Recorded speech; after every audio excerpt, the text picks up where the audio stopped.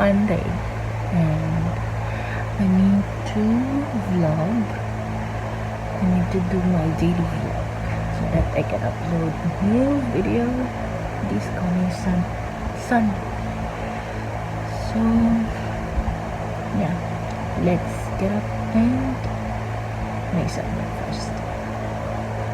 Tapos ko lang breakfast. And maglinis ako ng bahay. Super dumi. I mean, kalat. So, kailangan ko maglinis. Kasi wala pa naman akong work. Baka bukas kasi may work na ako. So, kailangan ko maglinis. Kailangan ko maglinis ng bahay. So, yung gagawin natin ngayon, maglinis ng bahay.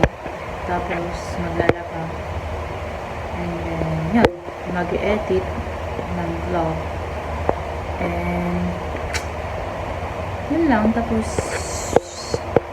may nag-a-attend kasi ng German language. So, I need to finish my lesson today.